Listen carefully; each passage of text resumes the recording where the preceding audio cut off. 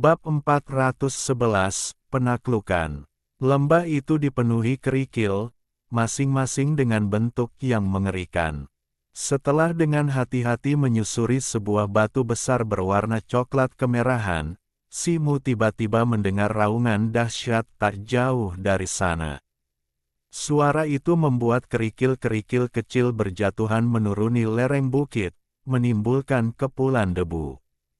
Simu segera mundur, berjongkok di balik sebuah batu besar, dan menatap ke arah sumber suara.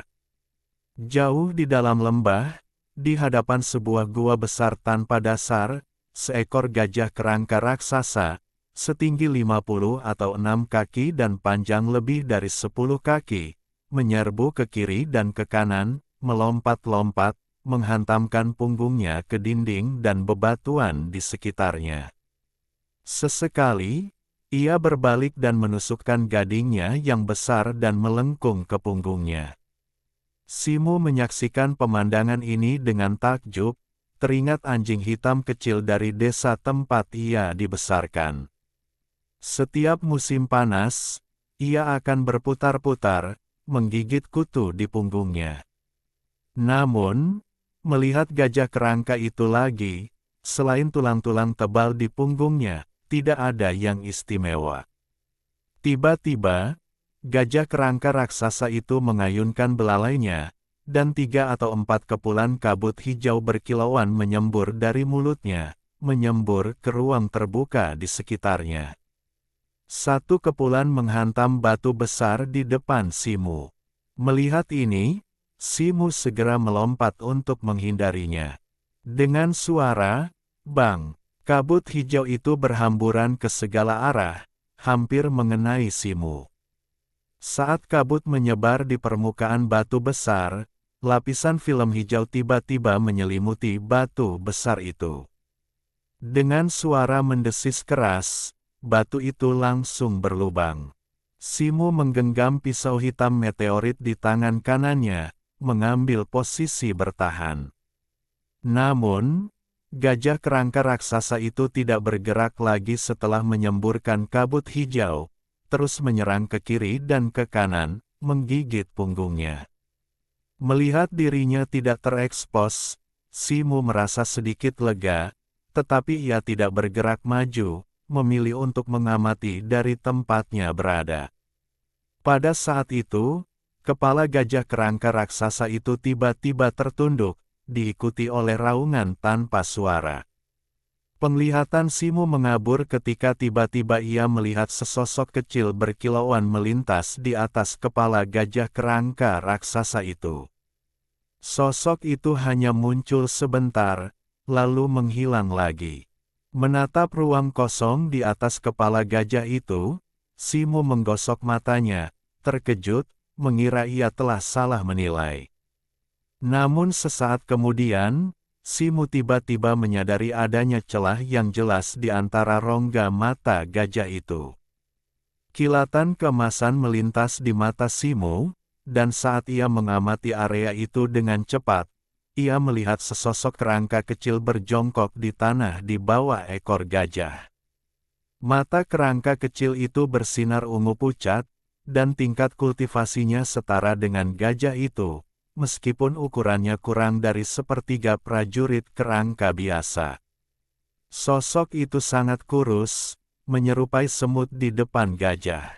Simu sangat kagum dengan fakta bahwa tulang-tulang kerangka itu tembus cahaya, seperti kristal, dan di setiap cakarnya, terdapat belati tulang yang juga tembus cahaya. Tengkorak kristal itu memegang 2 pisau tulang transparan terbalik, setengah bengkok, seolah mencari kesempatan untuk menyerang. Tepat ketika sebuah celah muncul di sisi gajah kerangka itu, tengkorak kristal itu melompat keluar, mendarat di atas kepala gajah itu sekali lagi. Kedua pisau itu menebas secara bersamaan, menembus retakan yang telah muncul. Simu memperhatikan retakan di tengkorak gajah itu melebar beberapa kali ke samping, dan hawa dingin menjalar di hatinya. Jika bukan karena penglihatan spiritualnya, ia pasti tidak akan menyadari keberadaan tengkorak kristal itu. Kecuali saat serangan itu, bentuknya hampir transparan, sehingga sangat sulit dideteksi. Tengkorak kristal itu berhasil menyerang, tetapi tidak berhenti. Ia melompat turun lagi, menghilang, dan berjongkok di tanah di posisi semula, menunggu serangan berikutnya. Setelah beberapa serangan seperti itu, gajah kerangka itu penuh luka, anggota badan dan tengkoraknya tertusuk retakan. Ini pembunuh alami. Simo diam-diam mengaguminya. Mampu tetap tak terlihat, mengintai musuh, dan menyerang dengan brutal, ia benar-benar pembunuh yang sempurna. Ketika gajah kerangka sekali lagi menunjukkan kelemahannya, tengkorak kristal melompat maju dan menyerang. Dimanapun bilah pedangnya berkilat, tulang-tulang retak, menimbulkan pukulan berat lainnya. Kali ini, alih-alih melompat kembali ke tanah, ia mendarat di punggung gajah kerangka dalam serangkaian kilatan. Dengan bilah pedang di tangan, ia menusukkannya dengan ganas ke tengah tulang belakangnya yang sudah babak belur. Gajah kerangka, yang menjadi gila karena musuh tak terlihat ini, meraung ke langit, kehilangan akal sehatnya. Sesosok hantu gajah hijau raksasa, setinggi hampir 4,5 meter, muncul di atas kepala. Rahang hantu itu terbuka, melepaskan kabut hijau tebal. Namun hantu itu hancur berkeping-keping. Tengkorak kristal, yang tampaknya mengantisipasi hal ini, melompat dari punggung gajah sebelum kabut sempat mencapainya, menghindari cipratan air. Kabut hijau yang lengket itu tampaknya menggerogoti kerangka itu sendiri. Saat mendarat di punggungnya, suara mendesis bergema, dan beberapa tulang yang sudah retak langsung hancur berkeping-keping. Dengan suara ledakan yang menggelegar, tulang belakang kerangka itu hancur berkeping-keping, dan sosok besar itu ambruk ke tanah dengan bunyi gedebuk. Pada titik ini, upaya pembunuhan tengkorak kristal sebagian besar telah berhasil, tetapi ia tetap tenang. Ia menunggu hingga melihat api jiwa ungu di rongga mata kerangka itu mulai berkedip dan meredup, lalu tiba-tiba muncul dan melangkah maju. Kerangka itu sudah berada di ambang kematian. Tengkorak kristal mendekati kepala gajah, menghunjamkan kedua bilahnya, dan menusukkannya dengan ganas ke rongga matanya, seolah-olah berniat memberikan pukulan mematikan.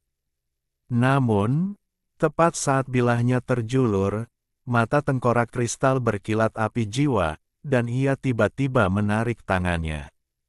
Bersamaan dengan itu, ia melompat ke samping, tulang-tulangnya perlahan menjadi transparan. Namun sebelum ia benar-benar menghilang, tirai cahaya hitam turun dari atas, menyelimuti tengkorak kristal. Tirai cahaya hitam itu berasal dari sebuah batu bata hitam yang tiba-tiba muncul di udara. Itu adalah platform abadi yang jatuh. Tulang-tulang tengkorak kristal itu bergetar di bawah cahaya hitam, tetapi ia tetap bertahan, menahan diri untuk berlutut. Dengan suara mendesing, dua bola api terbang dari kejauhan, menghantam kaki tengkorak kristal dan menjatuhkannya hingga berlutut. Pola gelap dari Falling Immortal Platform bersinar di udara, dan cahaya hitam itu bergema kembali, dan tengkorak kristal itu lenyap. Dengan gembira, Simo segera menggunakan kekuatan mentalnya untuk mengamati Falling Immortal Platform. Namun, ia terkejut menemukan tengkorak kristal itu tidak ada di dalam platform. Simo mengerutkan kening, lalu, seolah menyadari sesuatu, ia tiba-tiba terhuyung ke depan, muncul tak jauh darinya. Menoleh ke belakang, ia melihat sosok kecil tembus pandang muncul di tempatnya berdiri, dengan kedua pedang di tangannya, tertancap di tanah. Tengkorak kristal itu telah melompat dari udara, mencoba serangan diam-diam. Jika ia tidak menghindar tepat waktu, kedua belati tulang itu pasti sudah menghancurkan tengkoraknya. Tepat saat tengkorak kristal itu berdiri dan ingin bersembunyi lagi, Simo berubah menjadi bayangan hijau dan muncul di depannya secara samar-samar, menebas ke depan dengan pisau hitam di tangannya. Tengkorak kristal itu terkejut, kedua belatinya saling bertautan untuk menangkis pedang hitam Simo, tetapi kekuatan dahsyat itu memaksanya berlutut. Simo membuka mulutnya dengan tajam, dan semburan udara putih menghantam kepala tengkorak kristal itu, membuatnya terhuyung dan jatuh ke samping. Tengkorak kristal itu, menyadari bahwa dirinya tak tertandingi, segera bangkit berdiri, mencoba berbalik dan melarikan diri. Pada saat itu, cahaya hijau berkelebat di bawah kakinya, dan sebuah jimat hijau muncul entah dari mana dan meledak. Di dalam cahaya hijau itu, beberapa sulur hijau melilit tengkorak kristal itu dengan erat. Tak jauh dari sana, mata Simo berkilat keemasan, tatapannya tertuju pada tengkorak kristal itu. Kemudian, cahaya hitam berkelebat di atas kepala tengkorak itu, dan panggung abadi jatuh muncul, memancarkan selubung cahaya hitam. Kali ini, kaki tengkorak kristal itu terikat, membuatnya tak bisa melarikan diri, dan akhirnya terperangkap di dalam panggung abadi jatuh. Simo segera melepaskan kesadaran spiritualnya ke dalam panggung abadi jatuh dan mengaktifkan teknik pengikat jiwa, menanamkan jejak spiritualnya pada tengkorak kristal dan memaksanya untuk berkontrak. Baru setelah menyelesaikan operasi ini, Simo menghela napas lega. Awalnya ia datang ke sini untuk menangkap gajah kerangka raksasa dan membawanya ke panggung abadi jatuh untuk digunakan sendiri. Tetapi ia justru menemukan tengkorak kristal kecil ini yang berpotensi menjadi pembunuh. Jika dimanfaatkan secara efektif, tengkorak itu niscaya akan menjadi kekuatan yang tangguh dalam pertempuran di masa depan. Senang dengan penemuan ini, Simo tidak berlama-lama, dan segera kembali ke danau air gelap.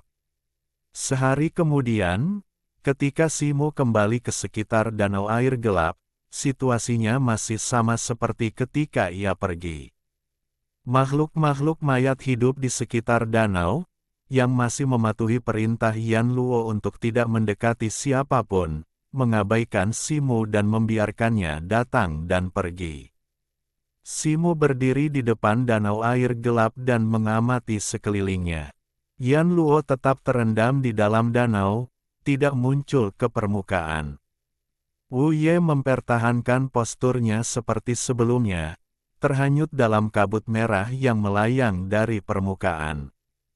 Ngomong-ngomong, dunia mayat hidup ini, dengan langitnya yang suram dan tanah yang stagnan, pemandangan monoton di sekitarnya menjadi agak membosankan setelah beberapa saat. Simo menatapnya sejenak, alisnya terangkat. Tiba-tiba, ia teringat kotak kayu yang ia peroleh dari brankas rahasia puncak Lingtian, yang belum ia buka. Rumor mengatakan bahwa brankas rahasia puncak Lingtian berisi warisan mistis Raja Kera Putih, sebuah kunci untuk mencapai tingkat Sein. Mungkinkah itu ada di dalam kotak kayu ini? Pikiran itu memenuhi mata Simo dengan kegembiraan.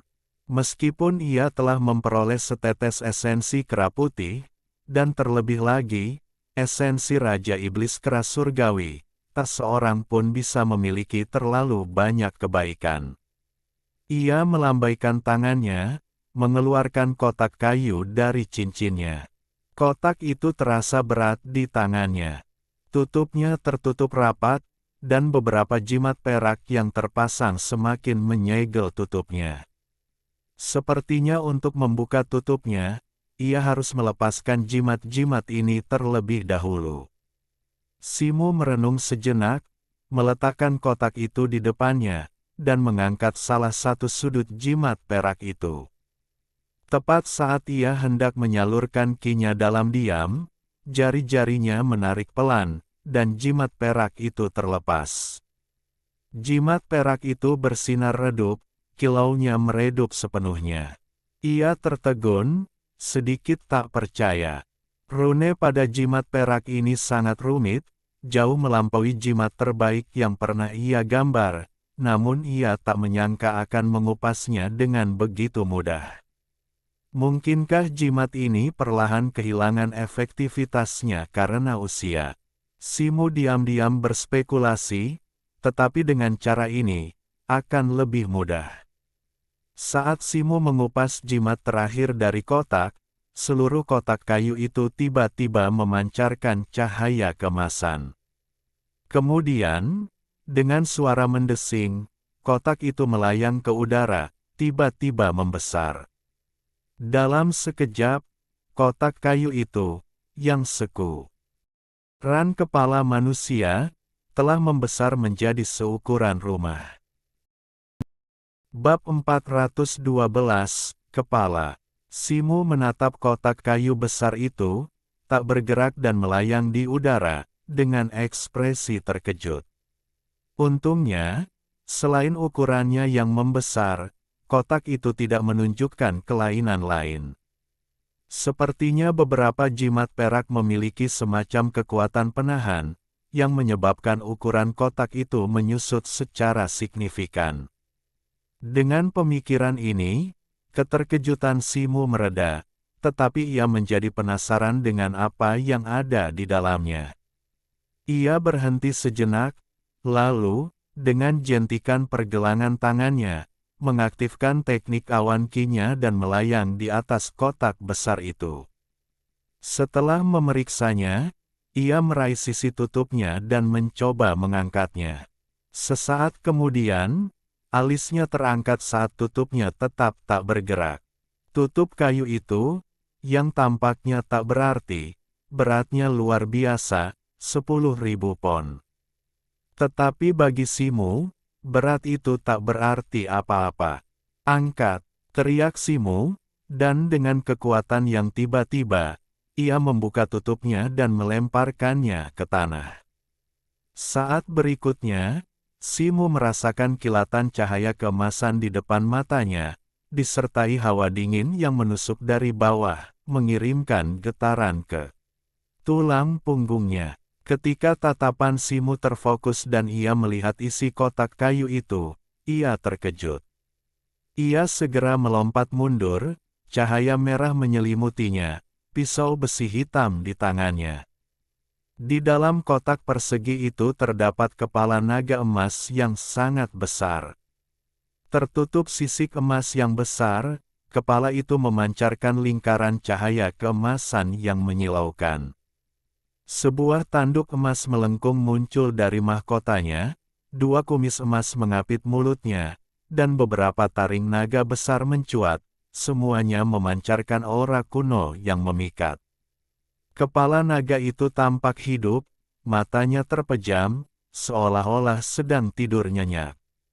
Setelah Simo kembali tenang, ia memeriksanya dari kejauhan selama beberapa saat, akhirnya memastikan bahwa kepala itu kemungkinan besar telah mati.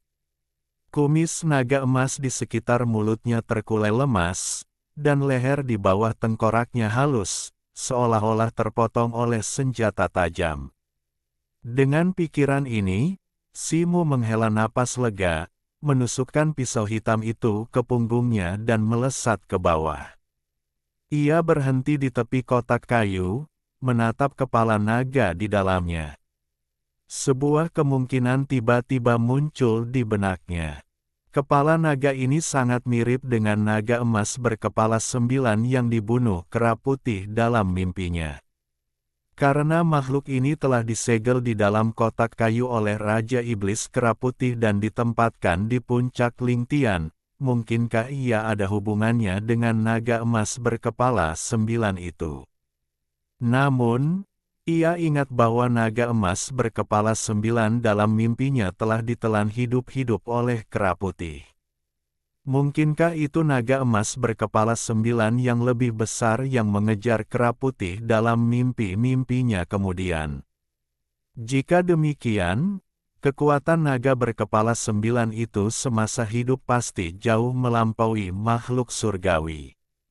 Namun, kepala naga ini tampaknya tidak ada hubungannya dengan warisan kera putih. Mungkinkah Taois Huanglong, yang telah bersusah payah mencarinya, telah melakukan kesalahan? Simo menggelengkan kepalanya, menepis pikiran itu untuk sementara. Ia menatap kepala naga itu lagi, ingin melihat lebih dekat.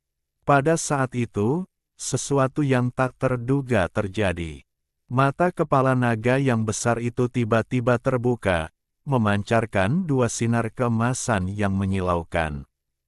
Aura naga yang kuat tiba-tiba menyebar, dan kepala naga raksasa itu bergetar hebat, seolah tiba-tiba hidup. Sisik emasnya bersinar terang, memancarkan cahaya keemasan yang menyilaukan. Simo merasakan kilatan cahaya keemasan di depan matanya, lalu sebuah kekuatan tak terlihat menyerbu masuk. Tubuhnya kemudian menjadi ringan, dan ia terbang bagai awan. Rasa dingin memenuhi hatinya, dan ia terbang puluhan kaki sebelum tiba-tiba membentuk segel dengan tangannya. Awan putih muncul dan menahannya. Di tengah cahaya keemasan yang menyilaukan di kejauhan, sebuah kepala naga raksasa perlahan muncul dari kotak kayunya. Mata emasnya yang berkilauan menyapu sekeliling, dan mengeluarkan raungan naga yang dahsyat. Gelombang suara yang dahsyat menyebar ke segala arah, mengguncang udara dan mengirimkan riak-riak yang terlihat melalui jalurnya. Beberapa makhluk undead tingkat rendah di dekatnya tersapu oleh gelombang suara dan tercabik-cabik menjadi potongan-potongan kecil. Wu Ye, yang berada di tepi danau Netherwater, berada jauh dan tidak terpengaruh, tetapi ia juga terlempar oleh kekuatan tak terlihat. Simo, yang merasakan bahaya, telah membungkus dirinya dalam perisai Qi dan dinding roh Qi. Namun, saat gelombang suara menyelimuti dirinya, perisai dan dinding roh Qi bergetar hebat. Suara keras bergema, mengirimkan gelombang pusing dan sesak di dadanya.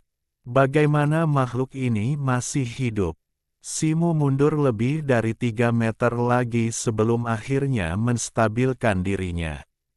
Wajahnya pucat, cahaya keemasan kepala naga emas perlahan meredup, dan aumannya berhenti.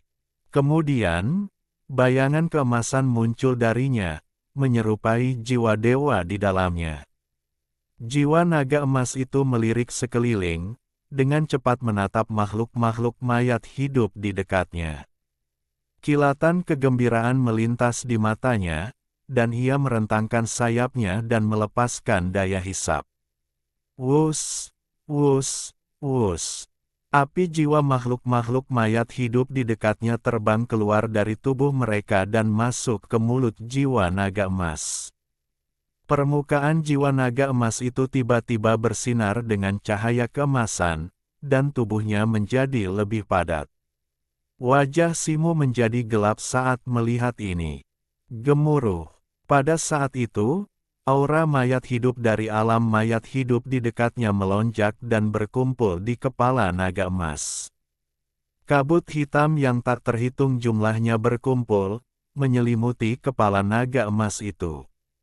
Setelah beberapa tarikan napas, sebuah tubuh seperti kabut hitam, sepanjang 6 hingga 8 meter, terbentuk di belakang kepala naga emas itu. Meskipun tubuh seperti kabut ini tidak nyata, ia tetap memancarkan aura yang kuat, sebanding dengan aura Liu An sebelumnya. Kepala naga emas itu mengamati sosok yang diselimuti kabut itu dan menggeram pelan, menunjukkan sedikit ketidakpuasan. Ia mengayun, mata besarnya melesat ke arah Simo. Rasa dingin tiba-tiba menyelimuti Simo, pikirannya berkecamuk saat ia mempertimbangkan apakah akan segera mundur. Lagi pula, karena kepala naga emas itu tidak ada hubungannya dengan warisan kera putih, ia tidak perlu memprovokasinya. Namun, seluruh tubuhnya dipenuhi dengan material spiritual langka. Raung, kepala naga emas itu meraung, tubuhnya yang besar terayun, dan menerjang Simu dengan kecepatan yang mencengangkan. Simu bersiap, menghindari serangan itu dengan gerakan yang sangat cepat, muncul lebih dari 3 meter jauhnya. Kepala naga emas itu meleset, tubuhnya yang besar terayun dengan sangat lincah, dan ekornya menyapu dari sisi lain, menghantam Simu secepat kilat. Dengan suara dentuman keras, tubuh Simu terhempas ke tanah seperti meteorit, meninggalkan kawah besar. Tubuh Simu, sekuat besi, tetap utuh. Dengan pikiran yang tiba-tiba, ia melesat ke angkasa. Sesaat kemudian, cahaya merah tua memancar darinya, mengembun di atas kepalanya menjadi sosok Dharma kera merah. Sosok Dharma itu melambaikan tangannya, dan kilatan cahaya muncul di tangannya, memperlihatkan pedang api raksasa. Aura yang kuat menyebar keluar. Bersamaan dengan itu, cahaya hitam memancar dari dada Simu, dan sisik hitam muncul di tubuhnya, lingkaran cahaya hitam muncul di baju sirahnya. Karena kepala naga ini menolak untuk menyerah, satu-satunya pilihan adalah bertarung. Mungkin karena kepala naga itu baru saja terbangun, meskipun menimbulkan raungan yang dahsyat, kekuatannya tidak mengesankan. Kalau tidak, pukulan yang baru saja diterimanya pasti lebih dari sekadar knockdown biasa. Simu menghunus pisau hitam meteorit. Ya, dengan suara berdengung, cahaya hitam cemerlang memancar dari bilahnya, menyatu menjadi cahaya bilah hitam sepanjang beberapa kaki. Hah! Simu meraung marah, berubah menjadi bayangan gelap dan menyerbu ke arah kepala naga. Dengan desiran pisau hitam meteorit, pedang api fase Dharma kera merah menebas secara bersamaan. Dengan desiran, cahaya bilah hitam dan cahaya pedang merah secara bersamaan menebas ke arah kepala naga emas. Mata naga emas itu bersinar terang, dan saat ia membuka mulutnya, napas naga emas yang tebal meletus, bertabrakan dengan cahaya dan bayangan bilah. Dengan suara, boom, yang menggelegar, hantu pedang api fase Dharma kera merah hancur oleh hembusan napas naga emas, tetapi cahaya bilah hitam tetap kokoh bagai gunung, membelah hembusan napas naga dengan kekuatan tak terbendung dan menebas dengan ganas ke arah kepala naga emas di belakangnya. Kepala naga emas itu, yang tampaknya merasakan kekuatan bilah hitam meteorit, tiba-tiba menundukkan kepalanya, sepasang tanduk emasnya yang besar dan melengkung menancap ke depan untuk menghadapi serangan itu. Cahaya keemasan yang menyilaukan bersinar dari tanduk di dahinya, dan sinar keemasan yang dalam, setebal ibu jari, meledak. Kemanapun sinar keemasan itu lewat, kehampaan bergetar. Sinar keemasan dan bilah hitam meteorit itu bertabrakan dengan dentang logam yang menggema. Kepala naga emas itu bergetar dan terlempar mundur lebih dari 3 meter. Namun, bilah hitam meteorit itu juga bergetar hebat, cahaya bilah hitamnya pecah seperti cermin. Kekuatan yang tajam dan dahsyat terpancar dari bilahnya, mendorong Simu mundur beberapa langkah. Ekspresi Simu sedikit berubah, dan ia mengaktifkan energi internalnya untuk mengimbangi dampak dan menstabilkan tubuhnya. Ia mendengus dingin, ki batinnya kembali mengalir ke bilah hitam di tangannya, dan bilah hitam meteorit itu kembali memancarkan cahaya bilah hitam.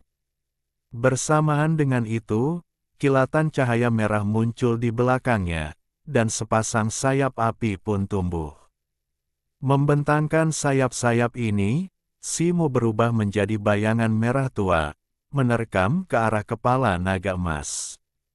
Lagi pula, kepala naga emas itu sebagian besar terdiri dari nekromansi, yang secara signifikan mengurangi kekuatan dan kecepatannya.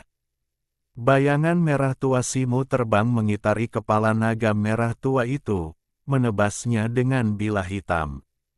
Meskipun bilah-bilah itu tidak mampu menembus kepala naga emas, wujud yang dipenuhi nekromansi itu segera dipenuhi luka. Cahaya keemasan memancar dari puncak kepala naga emas, dan jiwa naga emas itu muncul kembali, mengeluarkan raungan rendah. Seolah tertarik padanya, energi nekromansi di dekatnya melonjak masuk dan menyatu dengan tubuh naga itu. Tubuh naga yang sudah terluka parah itu pulih dengan kecepatan yang terlihat, kembali ke bentuk aslinya dalam hitungan tarikan napas. Aku sudah menunggumu. Simu mencibir, sayap apinya berkobar. Ia berubah menjadi bayangan merah tua, melesat ke arah jiwa naga di atas kepala naga emas. Memanfaatkan momen singkat saat bayangan itu mengumpulkan nekromansi, ia menerkam kepala naga itu. Jiwa naga emas itu, terkejut, mundur, mencoba mundur kembali ke kepala naga. Kepala naga emas itu tiba-tiba mengangkat kepalanya, membuka rahangnya, dan sekaligus melancarkan aliran napas naga emas ke arah Simu.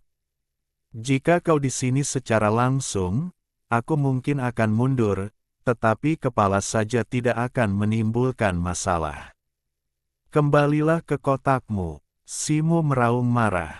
Tangan kirinya menyala dengan cahaya merah tua, dan ia meninju napas naga itu.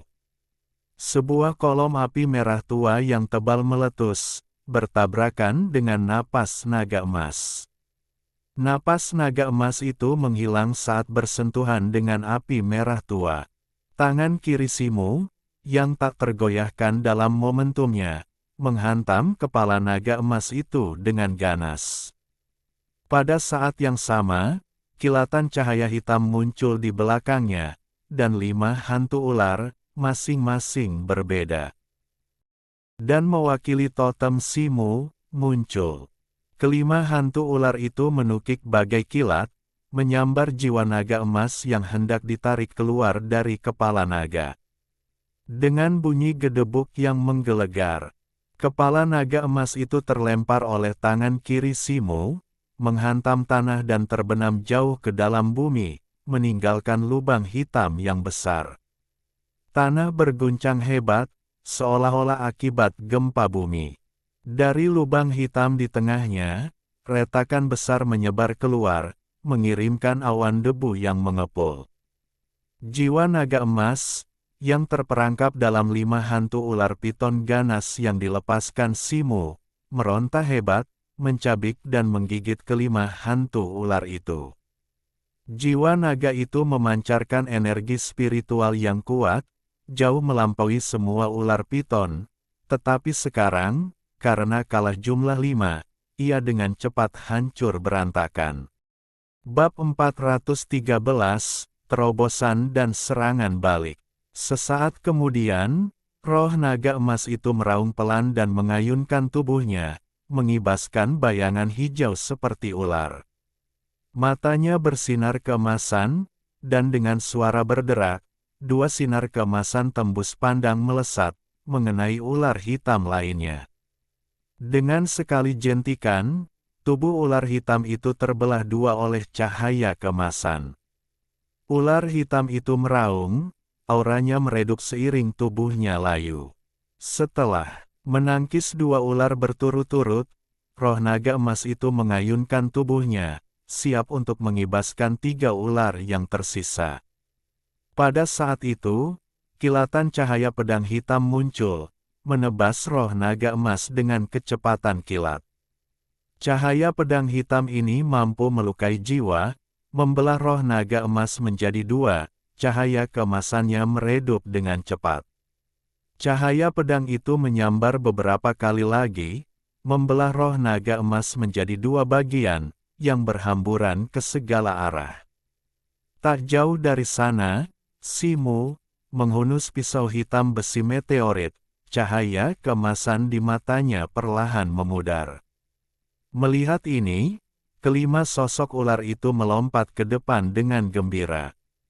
Masing-masing dari mereka merebut sekeping jiwa naga emas, mencabik-cabik dan melahapnya. Meski begitu, jiwa naga emas itu meronta, serpihan-serpihannya berkilauan dengan cahaya keemasan saat mencoba menyatukan dirinya. Namun, setiap kali, Simu mengayunkan pisau hitam meteoritnya dengan tepat waktu, menghancurkan jiwa naga itu kembali. Jiwa naga emas itu meraung marah, tetapi sia-sia. Sesaat kemudian, serpihan terakhir jiwa naga juga direbut dan dilahap oleh ular hitam itu. Melihat ini, Simu mengaktifkan mantra sihirnya, dan pola totem di dadanya bersinar terang. Kelima ular itu kembali berkilat, menyatu di belakangnya dan menancap di dadanya seperti ikan paus yang menghisap air. Detik berikutnya, Simu merasakan gelombang kekuatan spiritual yang luar biasa mengalir deras di sekujur tubuhnya. Kekuatan ini begitu dahsyat hingga ia merasa kewalahan. Ia menarik napas dalam-dalam, duduk bersila, dan mengaktifkan teknik totem rahasia, secara bertahap menyalurkan kekuatan spiritual ini ke dalam totem ular ganas di dadanya. Waktu berlalu begitu cepat, dan setelah 1 jam penuh, Simu, yang sedang duduk bersila, tiba-tiba membuka matanya. Pola totem di dadanya bersinar terang, dan bayangan totem ular piton yang ganas muncul kembali di belakangnya. Tetapi sekarang bayangan itu telah membesar dari 5 kepala menjadi 7. 2 kepala ular emas yang baru tumbuh itu lebih mirip kepala naga daripada kepala ular. Kepala ular emas itu memiliki 1 tanduk emas di kepala mereka, 2 kumis naga emas berkibar di bibir mereka, dan tubuh mereka ditutupi sisik emas, memancarkan aura seorang raja di antara ular. Kekuatan jiwa totem yang kuat terpancar dari Simu. Simu berdiri, merasakan kekuatan jiwa totem yang kuat di dalam tubuhnya, dan hatinya dipenuhi sukacita. Dengan sebuah pikiran, kekuatan jiwa totem melonjak dari dadanya dan menyatu ke seluruh tubuhnya. Boom! Tubuh Simu memancarkan cahaya keemasan, dan sisik naga emas muncul dari tubuhnya, dengan cepat menutupi seluruh tubuhnya. Tubuhnya tampak membengkak, menjulang lebih dari 2 kaki lebih tinggi. Ditutupi sisik emas, ia memancarkan aura emas yang menyilaukan. Simu merasakan nyeri mendadak di dahinya saat sebuah tanduk emas sepanjang setengah kaki muncul dari tengahnya. Ujungnya berkilauan dengan cahaya dingin, tampak luar biasa tajam dan berkilauan dengan cahaya keemasan. Ia menutup matanya, dan ki cair di dalam dirinya menyatu dengan kekuatan totemik. Kekuatannya melonjak, menembus 2 alam berturut-turut, mencapai tahap bumi akhir. Lebih jauh lagi, kekuatan fisiknya meningkat beberapa kali lipat. Merasakan lonjakan kekuatan yang luar biasa ini di dalam dirinya, Simu dipenuhi dengan kegembiraan, dan ia meraung ke langit. Ri! Riak yang terlihat muncul di udara, mengguncangnya, dan debu di tanah langsung melonjak. Raungan itu tiba-tiba berhenti dan memudar. Di tengah awan debu, tubuh Simu memancarkan cahaya keemasan, dan dalam sekejap, sosoknya lenyap. Yang bisa dilihat hanyalah seberkas cahaya keemasan, yang melesat keluar dan mendarat di sebuah gunung rendah beberapa puluh kaki jauhnya. Hembusan angin tinju menderu, dan sesosok emas berkeliaran di antara puncak-puncak, menghantam puncak-puncak yang lebih kecil dan tanah dengan bayangan tinju. Gemuruh, bumi bergetar, dan gunung-gunung pun ikut bergetar. Kilatan cahaya keemasan, dan bayangan kepalan tangan menghantam tanah, seketika menciptakan kawah besar. Seberkas cahaya keemasan beriak di atas gunung, menyebabkannya runtuh. Makhluk-makhluk mayat hidup di dekat danau air gelap menyaksikan dari jauh, mata mereka yang sebelumnya tanpa emosi bergetar oleh api jiwa, tubuh mereka gemetar. Sosok keemasan itu merobek puncak-puncak gunung selama 1/4 jam penuh sebelum akhirnya berhenti.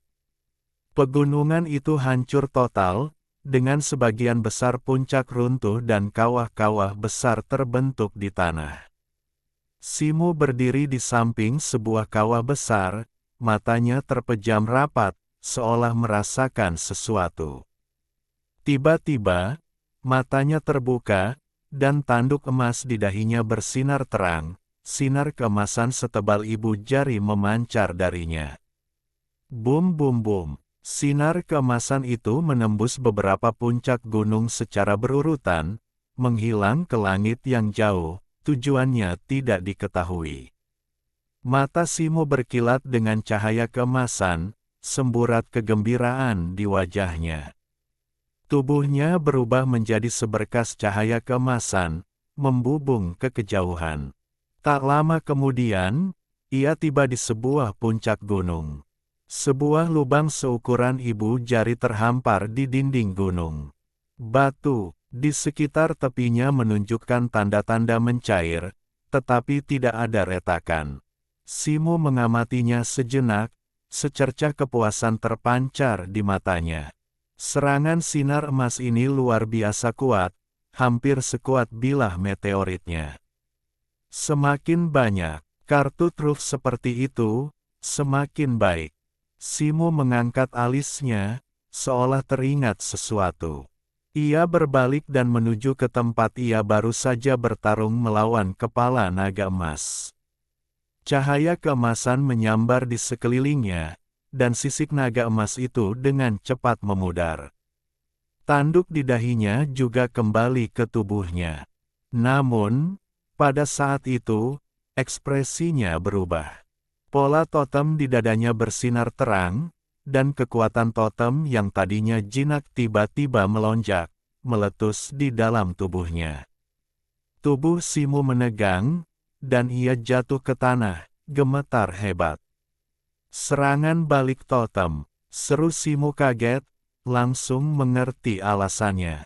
Kekuatan roh naga yang baru saja diserapnya terlalu kuat, menyebabkan kekuatan totem melonjak 2 kali lipat, jauh melebihi kekuatan alaminya.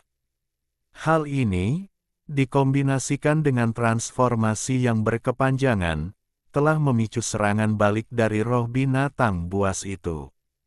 Saat kekuatan totemik meletus, bayangan naga emas menukik ke dalam pikiran Simo, menyerang sosok merah tua yang tiba-tiba muncul.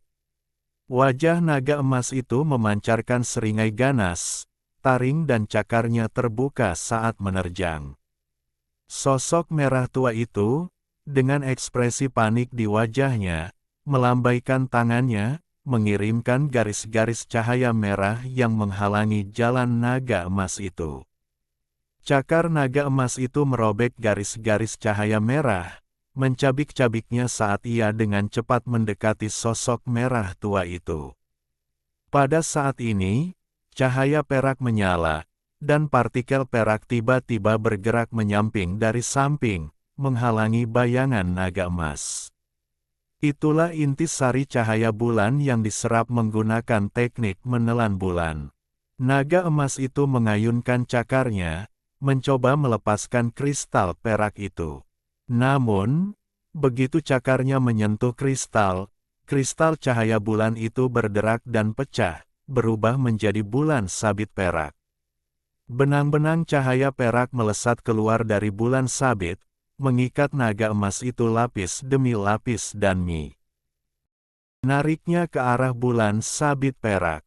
Raut ketakutan terpancar di wajah naga emas itu, seolah-olah ia sangat takut pada bulan sabit perak. Ia meronta mati-matian, tetapi sia-sia. Tak lama kemudian, naga emas itu terseret ke dalam bulan sabit perak, yang bagaikan rahang menganga, menelan naga emas itu dalam sekali teguk. Naga emas itu menjerit, tetapi segera menghilang. Setelah melahap naga emas itu, bulan sabit perak itu bersinar terang, ukurannya lebih dari 2 kali lipat. Naga emas itu pun musnah, dan kekuatan totem yang berkobar dalam diri Simu dengan cepat mereda. Simu terengah-engah dan perlahan duduk. Boom! Bulan purnama keperakan pecah, berubah menjadi aliran mana murni yang menyembur keluar dari tubuh Simu. Ekspresi Simu berubah, dan ia segera duduk bersila, mengaktifkan teknik kondensasi jiwa, menyalurkan mana ini ke dalam tubuhnya, mengalirkannya ke seluruh tubuh, dan akhirnya memasuki pusaran mana di dalam dantiannya. Detik berikutnya, semburan cahaya bintang muncul di atas kepalanya. 7 bintang tiba-tiba menyala, dan lebih dari itu, ketujuh bintang itu bersinar semakin terang, perlahan-lahan menyatu menuju satu titik. Setelah waktu yang tak diketahui, ketujuh bintang itu akhirnya menyatu menjadi satu, berubah menjadi bulan sabit keperakan, memancarkan cahaya bulan yang redup. Simu membuka mata dan menatap tangannya dengan tak percaya. Pusaran mana di dalam dantiannya telah membesar 3 kali lipat, dan mana itu praktis berubah menjadi cair, memancarkan gelombang mana yang kuat. Teknik kondensasi jiwanya secara mengejutkan telah melampaui tingkat ke-15 kesempurnaan agung, yang berarti ia telah melampaui tahap bintang dan memasuki tahap bulan. Simu menekan ekstasinya, melantunkan mantra, dan melambaikan tangannya. Awan api merah tua, selebar 6 hingga 9 meter, muncul dari langit. Gemuruh seperti guntur teredam bergema dari dalam, dan cahaya merah tua berkelebat terus-menerus. Bulan sabit keperakan bersinar di atas kepalanya, dan seberkas cahaya perak menyatu dengan awan. Awan merah tua itu langsung melonjak seperti air mendidih, cahaya merahnya yang berapi-api berkilat liar. Batu api seukuran batu giling berterbangan dari awan, menghantam puncak-puncak kecil di depan seperti meteor. Gemuruh, hujan api merah yang deras langsung menelan puncak-puncak itu, memancarkan raungan memekakkan telinga yang bergema ke segala arah. Puncak-puncak itu tidak bertahan lama, mereka hancur total dan runtuh, menjadikannya selimut puing. Hujan api terus berlanjut, mengukir kawah besar di tanah sebelum akhirnya lenyap, dan awan itu pun menghilang. Simu menatap pemandangan itu dengan takjub, terdiam sesaat. Sebagai penyihir tingkat bulan, ia melepaskan mantra hujan meteor ini. Kekuatannya berlipat ganda beberapa kali lipat. Tepat ketika Simu, yang begitu gembira karena telah melahap jiwa naga emas dan meningkatkan kekuatannya, tiba-tiba, jauh di dalam langit berbintang yang tak terbatas, di sebuah gua lembah yang tertutup salju. Seekor naga emas berkepala 9, dengan panjang lebih dari 200 kaki, bersarang di sana. 9 kepalanya membentuk lingkaran, memancarkan cahaya keemasan. Sebuah lingkaran sihir emas menyatu di tengahnya, seolah melepaskan semacam teknik mistis. Pada saat itu, salah satu dari 9 kepala naga itu tiba-tiba mengangkat kepalanya dan meraung pilu, dengan raut kesakitan yang jelas. Karena kepala ini, formasi emas yang hampir sempurna itu hancur berkeping-keping. 8 kepala yang tersisa meraung ke langit, suara mereka dipenuhi rasa sakit dan amarah. Gelombang suara yang menggema, bergema di langit dan bumi, menyebar dari lembah, tanpa henti menyebabkan pegunungan bersalju dalam radius 1000 mil bergetar, mengirimkan kepingan salju dan puing-puing yang tak terhitung jumlahnya berjatuhan. Ya. Bab 414, menggunakan keheningan untuk mengendalikan gerakan. Sementara itu, Simo berada di dalam lubang hitam yang luas. Sebuah kepala naga emas, hampir seukuran rumah, tergeletak di sana, setengahnya tertanam di dalamnya. Dilihat dari semua tanda sebelumnya, jiwa naga emas yang telah ia lahap melalui kekuatan totem itu pastilah jiwa baru yang telah terlahir kembali setelah kepalanya terpenggal. Kalau tidak, ia tak akan bisa mengalahkannya dengan mudah. Setelah mengamatinya sejenak, Simo berjalan ke sisi kepala naga itu, menggenggam tanduk tengahnya dengan kedua tangan, dan dengan suara lirih, mengerahkan kekuatan dengan kedua tangannya. Sebuah gemuruh teredam bergema, dan di bawah kekuatan Simo, kepala naga emas itu perlahan ditarik keluar dari lubang, menyebabkan runtuhnya tanah dan batu yang sangat besar. Sesaat kemudian, Simo menatap kepala naga emas itu, yang hampir seukuran rumah, dan melangkah, mengitarinya. Pukulan dari tangan kirinya telah menghancurkan sebagian besar sisik naga itu, dan tengkoraknya dipenuhi retakan. Namun, kepala naga emas sekuat ini adalah harta karun, dan banyak materi spiritual berharga masih bisa diekstraksi darinya. Simo mengitari danau 3 kali sebelum akhirnya duduk, dengan rencana kasar di benaknya.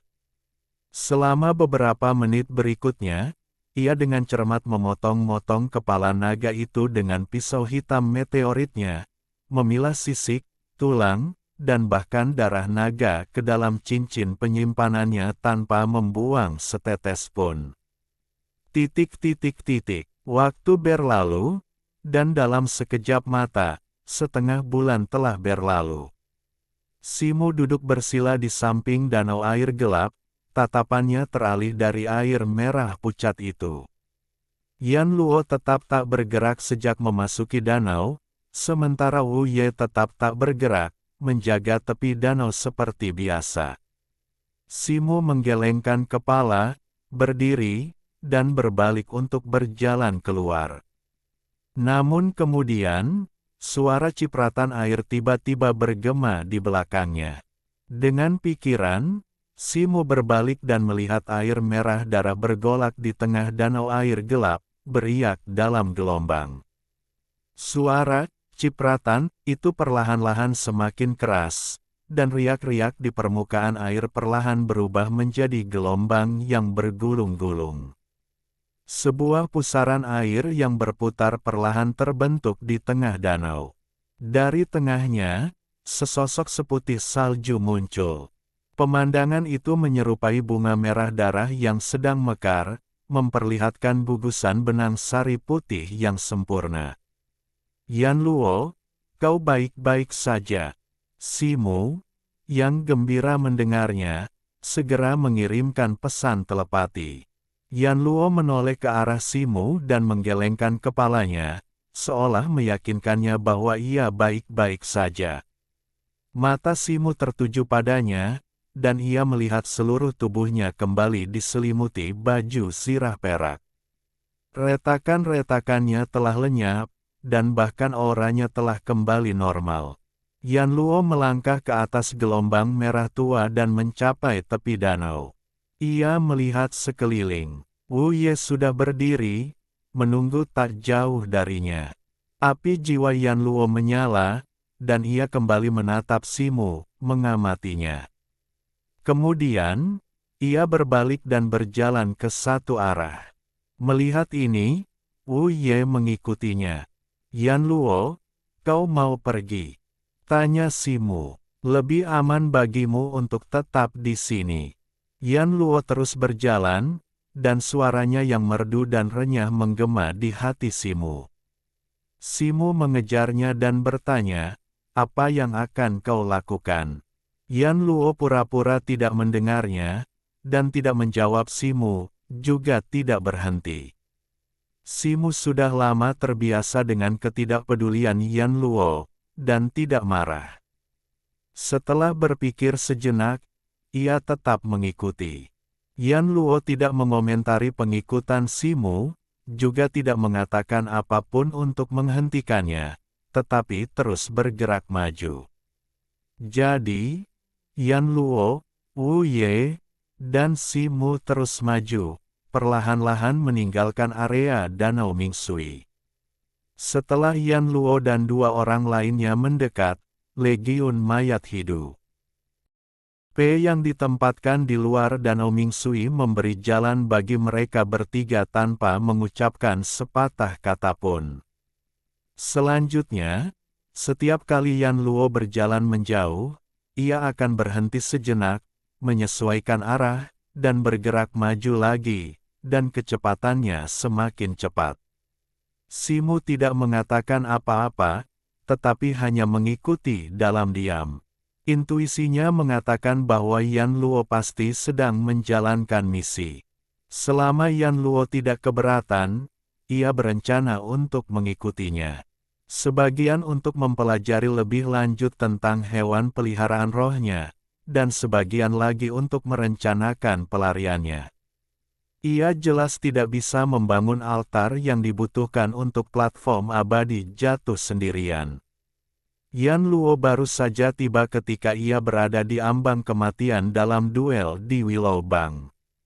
Jika ia melepaskannya sekarang, ia tidak akan tahu kapan ia akan bertemu dengannya lagi. Dilindungi oleh cahaya platform abadi jatuh, aura mayat hidup di sini tidak akan menjadi ancaman baginya. Mereka berjalan seperti ini selama sekitar setengah jam. Tiba-tiba, Yan Luo, yang berjalan di depan, berhenti dan berbalik. Wu Ye, yang berada di belakangnya, juga berhenti. Melihat ini, Simu juga berhenti. Yan Luo menatap Simu dan berkata melalui telepati, "Ketika kau datang kepadaku, aku sedang mengejar seekor burung tulang. Sekarang, aku akan menemukannya." "Oke. Aku akan pergi bersamamu," kata Simu tanpa ragu. Yan Luo menatap Simu, matanya berkilat api jiwa, tidak setuju maupun menolak. Detik berikutnya, ia berbalik, membentangkan sayapnya, dan melesat ke udara, terbang menjauh. Mengikuti Yan Luo, Wu Ye melompat ke udara, awan kabut abu-abu mengepul dari bawah kakinya. Melihat ini, Simu tersenyum. Kilatan api muncul di belakangnya, dan ia membentangkan dua sayapnya yang menyala. Dengan kilatan tiba-tiba, ia berubah menjadi seberkas cahaya merah tua, mengejar Yan Luo. Medan alam mayat hidup sangat bervariasi. Setelah terbang bersama Yan Luo beberapa saat, Simu menemukan bahwa terkadang terdapat hutan puncak, terkadang serangkaian lembah, dan terkadang danau kecil berwarna merah darah. Danau-danau ini sering dikelilingi oleh makhluk-makhluk mayat hidup. Sepanjang perjalanan, Yan Luo akan terbang sebentar, lalu berhenti untuk menyesuaikan arahnya sebelum melanjutkan perjalanan. Setelah sehari semalam, mereka bertiga tiba di daerah perbukitan yang bergelombang dan mendarat. Begitu Yan Luo mendarat, ia mengangkat kepalanya dan menatap ke suatu titik di depan. Melihat ini, Simu melihat ke arah Yan Luo. Detik berikutnya, ia melihat danau berwarna merah darah beberapa mil di depannya. Di danau itu, terdapat seekor burung tulang abu-abu yang panjangnya lebih dari 6 meter, separuh tubuhnya terendam air danau. Gumpalan kabut merah darah mengepul dari danau dan meresap ke dalam tubuh burung tulang itu. "Apakah ini burung yang kau cari?" Simu mengalihkan pandangannya, matanya bersinar keemasan, lalu ia melihat sekeliling dan bertanya. "Ya," kata Yan Luo, dan hendak melangkah maju. "Tunggu," kata Simu setelah ragu sejenak. Mendengar ini, Yan Luo berbalik dan menatap Simu, tampak sedikit bingung. "Kau bilang kau mengejar burung ini, jadi mengejarnya tidak akan mudah. Jika kita buru-buru, kemungkinan besar ia akan berbalik dan kabur. Sebaiknya kita gunakan sisa ketenangan kita untuk mengendalikan gerakan, kata Simu. Bagaimana? Tanya Yan Luo. Ikuti aku, kata Simu, sambil menuju ke arah lain. Melihat ini, Yan Luo berbalik dan melirik burung tulang itu, lalu mengikuti Simu.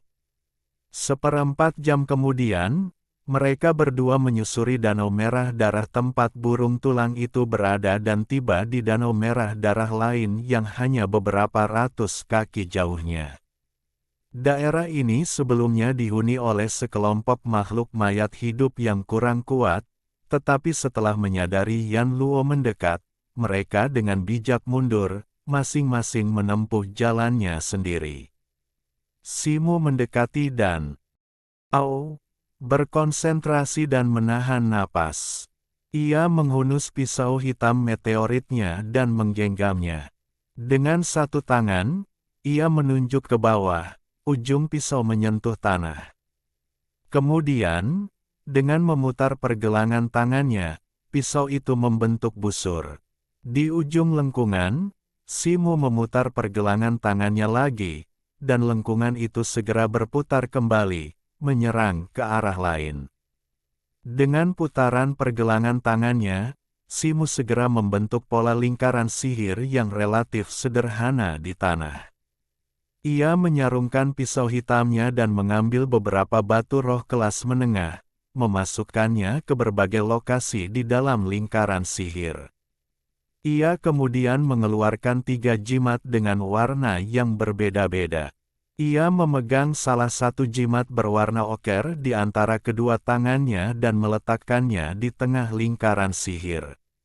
Semburan cahaya kuning bersinar di dalam lingkaran sebelum menghilang. Simu kemudian mengambil 2 jimat biru yang tersisa dan meletakkannya di kedua sisi pola.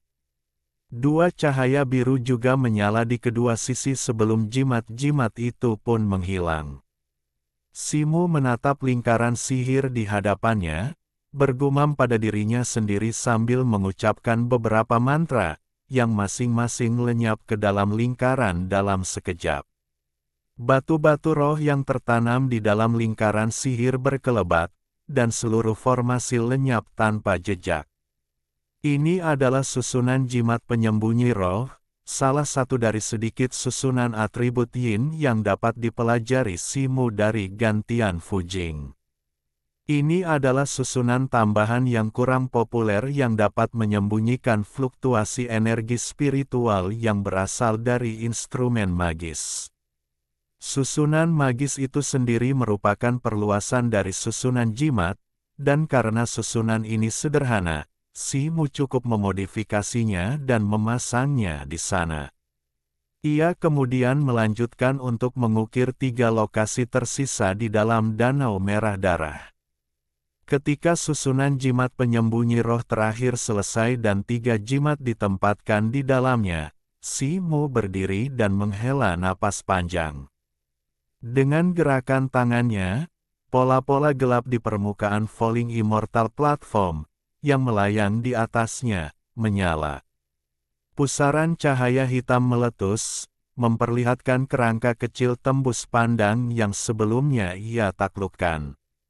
Roh Bagar, kau akan tetap tak terlihat dan mengintai di sini, perintah Simu.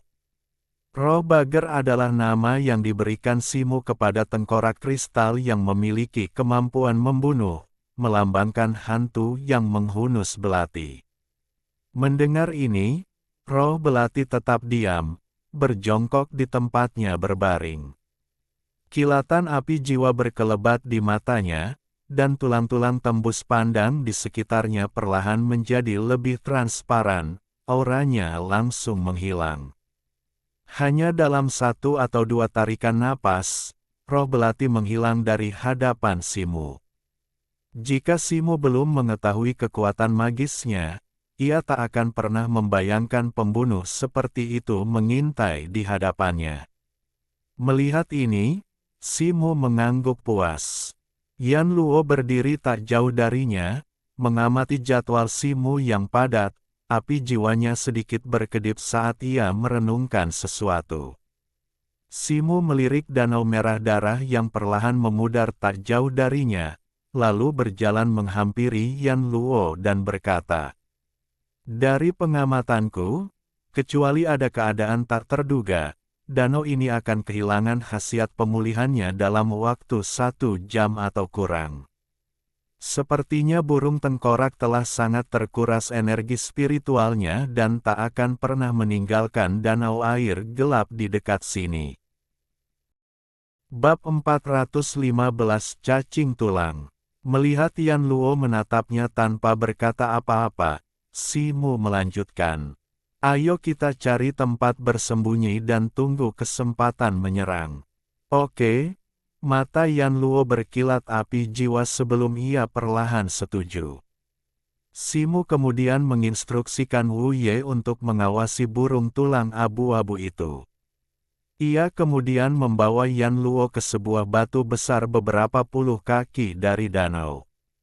Ia kemudian mengeluarkan jubah hijaunya dan menyelimuti mereka berdua. Selama mereka tetap diam, jubah hijau itu akan menyembunyikan keberadaan mereka. Waktu berlalu dengan lambat, karena Simu dan Yan Luo telah menyembunyikan keberadaan mereka. Danau itu sekali lagi menarik sejumlah makhluk mayat hidup tingkat rendah, yang berkumpul di sekitar air berwarna merah darah, menyerap energi mayat hidup tersebut. Lebih dari 1 jam kemudian, seekor binatang tulang putih kecil sepanjang 2 kaki berlari entah dari mana dan menerjang danau dengan kepala lebih dulu. Tingkat kultivasi binatang ini berada di sekitar alam Xiantian, jauh lebih tinggi daripada makhluk mayat hidup tingkat rendah yang sebelumnya berkumpul di sekitarnya. Melihat hal ini, makhluk mayat hidup tingkat rendah di sekitarnya memberi jalan. Saat makhluk tulang putih kecil itu memasuki danau, ia dengan rakus menyerap energi mayat hidup di dalamnya. Pada saat itu, sesosok melintas di udara, dan sesosok abu-abu besar menukik ke bawah. Itu adalah burung tulang abu-abu yang sama seperti sebelumnya, yang muncul dari danau Netherwater. Burung tulang itu sangat cepat. Dengan sekali tebasan, ia menyambar makhluk tulang putih kecil itu dengan rahangnya, lalu terbang tinggi ke langit, tanpa berusaha mendarat. Begitu berada di udara, burung tulang itu mencabik-cabik makhluk tulang putih kecil yang meronta-ronta itu dengan dorongan rahangnya yang kuat. Kemudian, setelah berputar beberapa kali di udara, burung tulang abu-abu itu menukik ke bawah lagi. Mendekati tanah, burung tulang abu-abu itu tiba-tiba mengepakkan sayapnya yang bertulang, melepaskan badai abu-abu yang dahsyat. Beberapa makhluk mayat hidup tingkat rendah di danau Netherwater tersapu ke udara dan tercabik-cabik. Burung tulang abu-abu itu terbang bolak-balik beberapa kali, memusnahkan semua makhluk mayat hidup tingkat rendah lainnya yang mengelilingi danau. Tepat ketika burung tulang abu-abu berputar beberapa kali di udara dan menyelam sekali lagi, bersiap untuk menyelam ke danau air gelap, 4 garis cahaya kuning dan biru tiba-tiba bersinar di sekitar air. Kemudian, gelombang udara dingin biru yang luas melonjak dari semua sisi, bergegas menuju burung tulang abu-abu di tengah. Bersamaan dengan itu, kekuatan penahan tak terlihat yang dikaitkan dengan bumi muncul, bekerja pada sayap burung tulang itu, melapisinya dengan cahaya kaki. Terkejut, burung tulang abu-abu itu mencoba melompat, tetapi diselimuti oleh udara dingin biru dan mantra penahan yang dikaitkan dengan bumi, gerakannya menjadi sangat lambat. Tepat ketika kilatan darah muncul di permukaan sayap burung tulang abu-abu, menghancurkan cahaya kaki, sosok tembus pandang muncul entah dari mana di dekat burung tulang abu-abu, menggenggam pisau tulang kristal di masing-masing tangan dan menerjang. Itu adalah roh belati. Burung tulang abu-abu itu sudah waspada, tetapi roh belati itu belum menunjukkan aura apapun sebelum serangannya, dan karena ia terjebak dalam susunan jimat, sudah terlambat untuk menghindar sepenuhnya. Dengan desiran, dua pisau tulang kristal menyambar dengan cahaya dingin dan mendarat di salah satu sayap burung tulang abu-abu itu. Suara tulang yang remuk seketika meletus. Api jiwa di mata burung tulang abu-abu itu menyala, dan cahaya perak yang menyilaukan bersinar dari dahinya, melesat langsung ke arah roh belati itu. Dengan bang, roh belati itu menyerang, dan tepat saat ia hendak lolos tanpa cedera, ia langsung disambar cahaya perak dan terlempar mundur. Namun, burung tulang abu-abu itu memanfaatkan benturan itu untuk meluncur ke depan, mengepakkan sayapnya dengan dahsyat, menciptakan dua angin berkekuatan badai yang menyapu udara biru dingin di sekitarnya dan terbang kembali. Dari aktivasi susunan jimat di tepi danau Netherwater hingga kematian roh belati itu, hanya butuh sekejap mata. Simu dan Yan Luo menyerbu ke depan begitu formasi jimat diaktifkan, menjatuhkan pisau hitam dan tongkat hitam secara bersamaan, mengenai kepala burung tulang abu-abu itu. Burung tulang abu-abu itu berhenti mengepakkan sayapnya, tubuhnya tiba-tiba tenggelam, dan jatuh terjerembab. Mendekati tanah, ia kembali mengepakkan sayapnya dan terbang rendah, dengan cekatan menghindari serangan pisau hitam dan tongkat.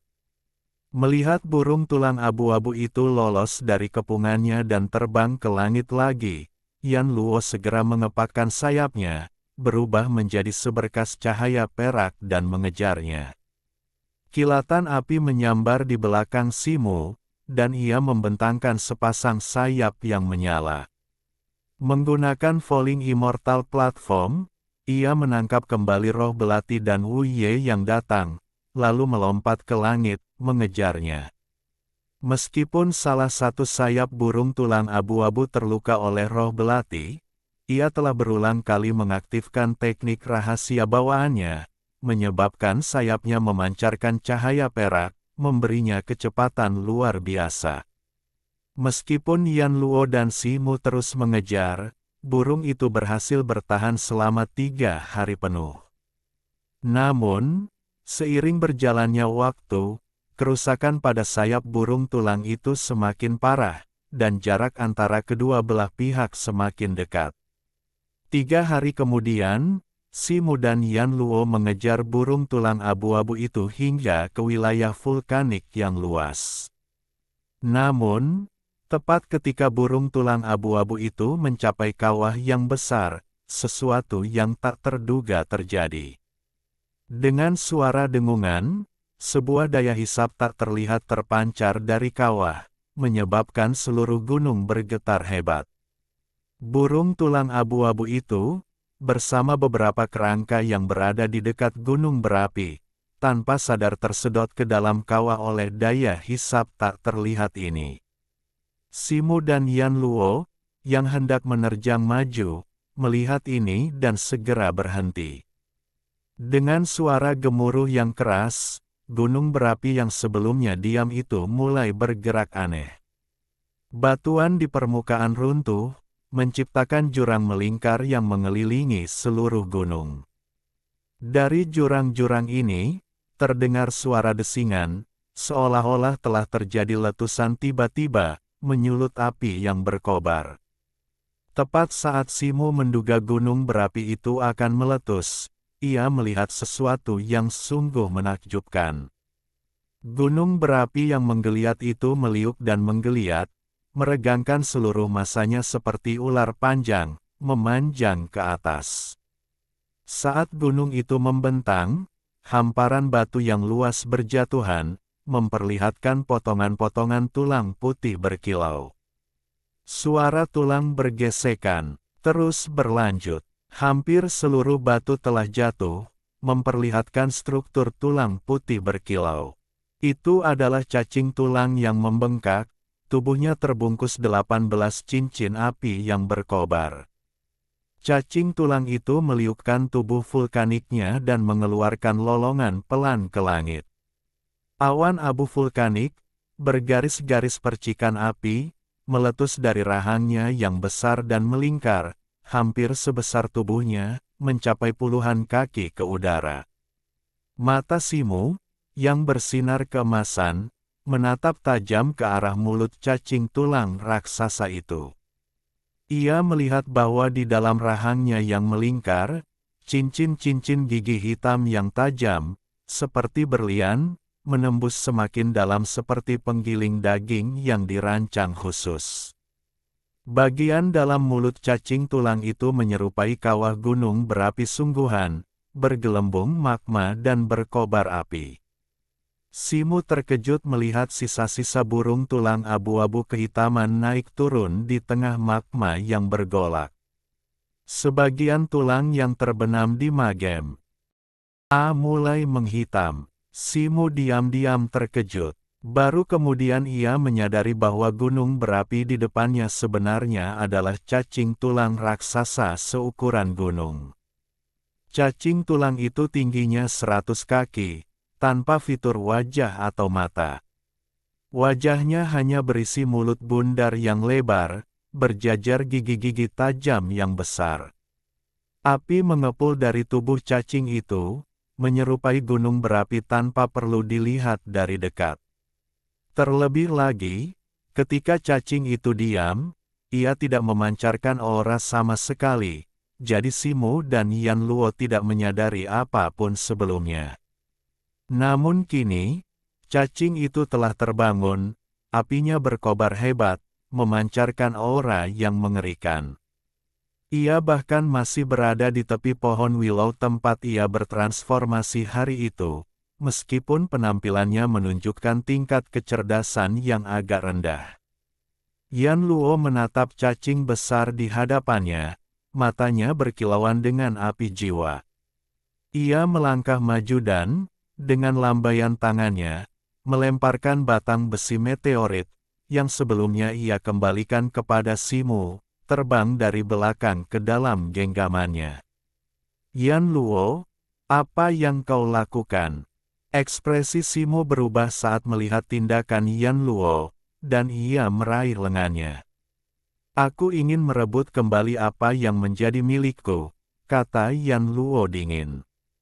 Dengan jentikan lengannya, ia berhasil melepaskan diri dari cengkeraman Simu, tetapi kemudian berhenti. Yan Luo selama ini mengejar burung tulang karena membawa sepotong tulangnya, tetapi ia tidak menyangka akan dilahap habis oleh cacing tulang. Cacing tulang ini tidak terlalu cerdas, tetapi sangat kuat. Jika kita menyerbu mulutnya, kita akan celaka, kata Simu.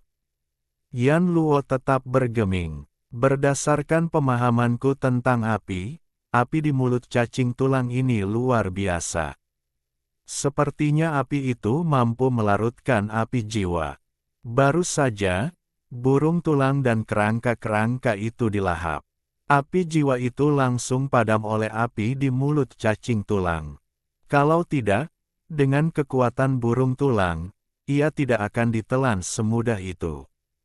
Simu terus membujuk. Apapun yang terjadi, aku harus mendapatkan kembali tulang-tulangku, kata Yan Luo dengan suara pelan dan tanpa emosi. Baiklah, tapi kita perlu menyusun strategi. Kita tidak bisa memaksanya begitu saja. Simu mengangguk enggan, melihat nada tegas Yan Luo. Api jiwa Yan Luo menyala, dan akhirnya ia setuju. Di kejauhan, mulut besar cacing tulang mengunyah sejenak, menelan burung tulang dan kerangka itu. Tubuhnya yang besar meringkuk di tanah lagi, auranya dengan cepat memudar hingga lenyap sepenuhnya. Tubuhnya yang besar, seperti gunung berapi, berdiri diam. Cacing tulang terdiam sesaat, ketika tiba-tiba cahaya kuning menyambar tanah di depannya. Sebuah kerangka tinggi muncul dari tanah, memegang pisau tulang kuning.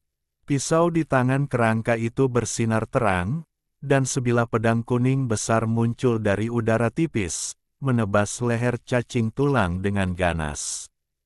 Krek, sebuah retakan muncul di tulang leher cacing tulang, tetapi kekuatan pedang kuning itu telah habis dan menghilang. Cacing tulang meraung, kepalanya yang besar tiba-tiba terangkat, dan api menyembur dari tubuhnya. Namun, kerangka tinggi itu menebas dengan pisau, dan tubuhnya langsung memancarkan cahaya kuning, dan ia mundur ke tanah lagi. Boom! Kepala Bonwem yang besar menukik bagai kilat, menghantam tanah tempat kerangka tinggi itu mundur. Tanah bergetar hebat, menciptakan kawah raksasa dan mengepulkan awan debu. Sesaat kemudian, ia mengangkat kepalanya dan meraung dengan ganas. Bonwem menunggu sejenak, tetapi kerangka tinggi itu tampak takut untuk muncul kembali.